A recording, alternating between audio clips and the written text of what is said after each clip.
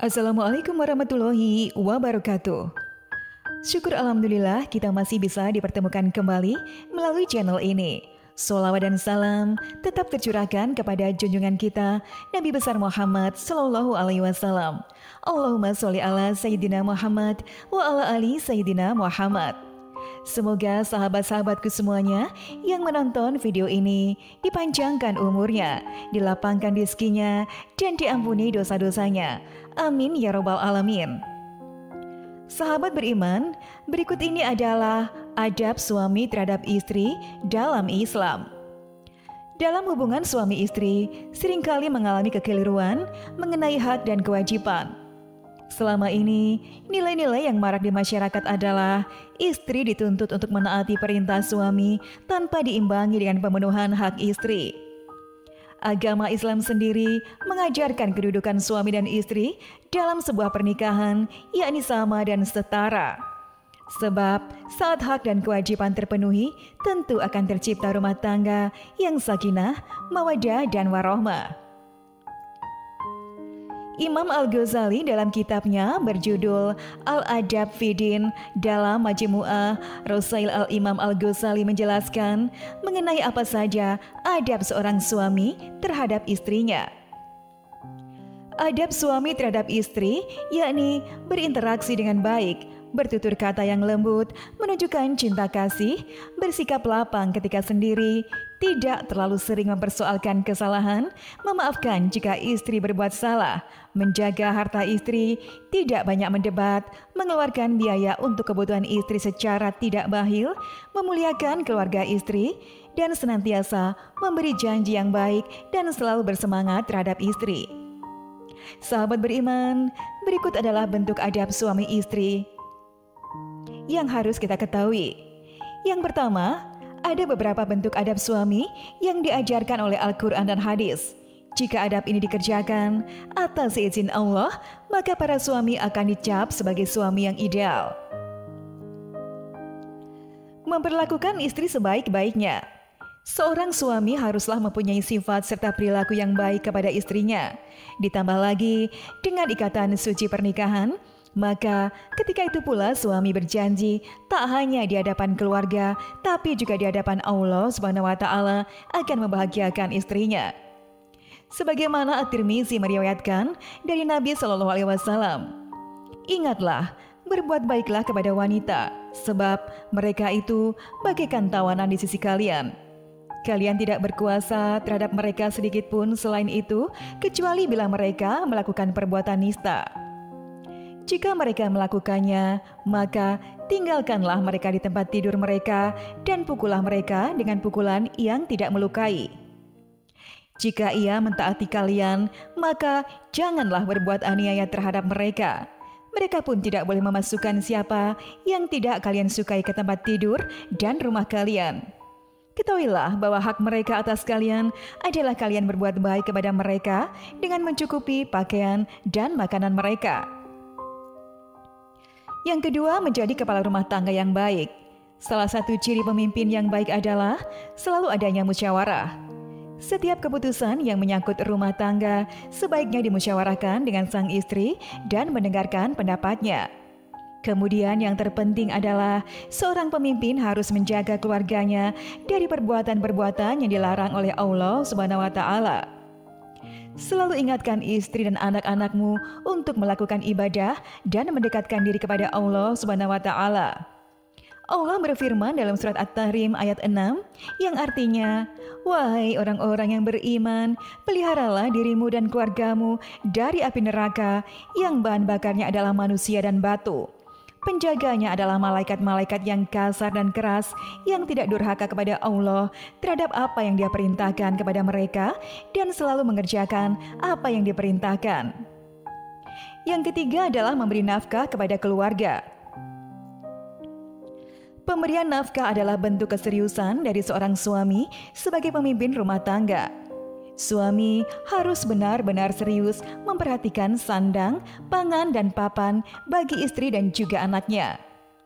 Suami yang tulus dan ikhlas mencari rizki untuk keluarganya, entah itu banyak ataupun sedikit, sesuai dengan kemampuan dan kesempatan yang ada, maka Allah menggantinya dengan balasan luar biasa di dunia dan juga di akhirat.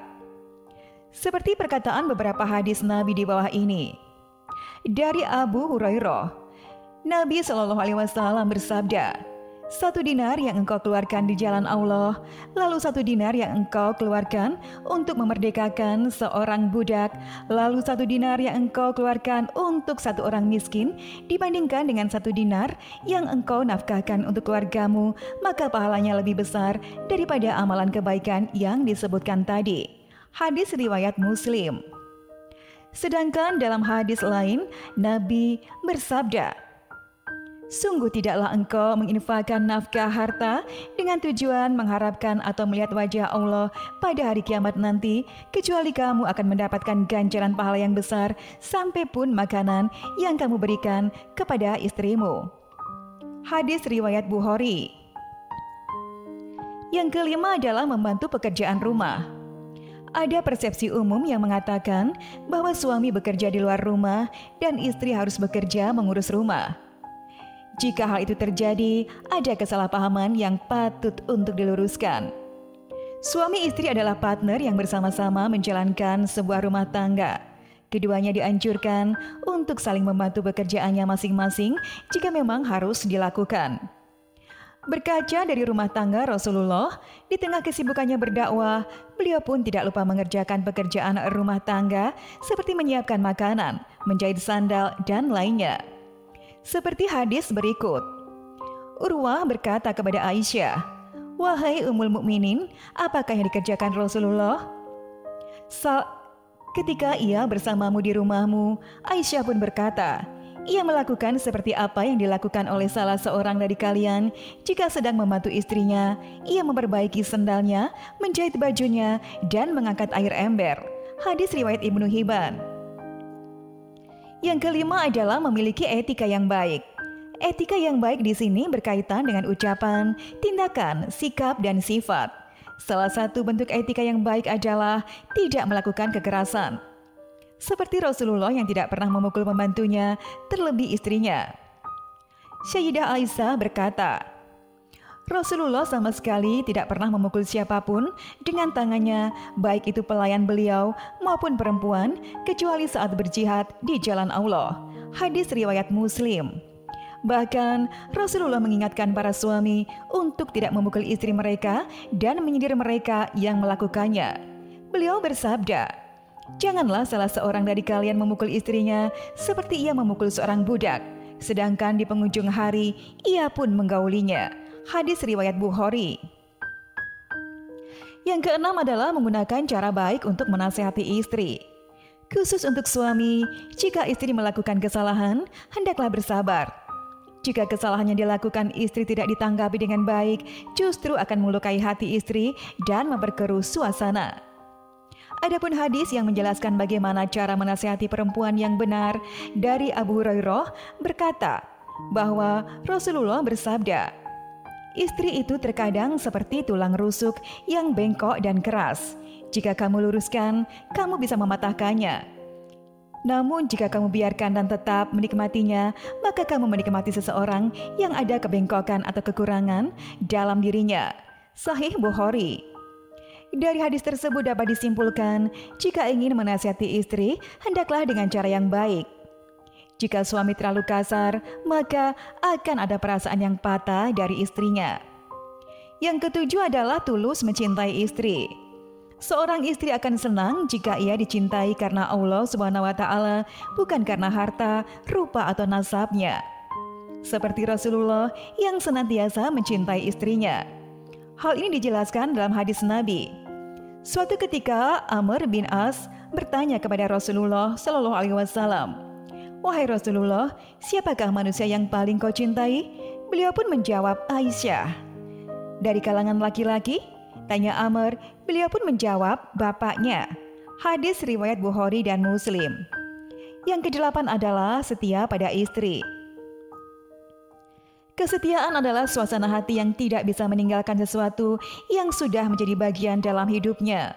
Dalam kehidupan rumah tangga, kesetiaan adalah keinginan untuk tetap berpegang pada komitmen yang sudah disepakati, bertahan dalam suka maupun duka untuk mewujudkan harapan dan impian keluarga dengan segala kekurangan dan kelebihan dari masing-masing pasangan. Suami istri haruslah berkomitmen menjaga kesetiaan satu sama lain. Apapun badai yang menerjang, suami istri harus selalu bersama untuk melewatinya. Sahabat beriman, demikianlah yang bisa saya sampaikan dalam video kali ini. Semoga bermanfaat. Wassalamualaikum warahmatullahi wabarakatuh.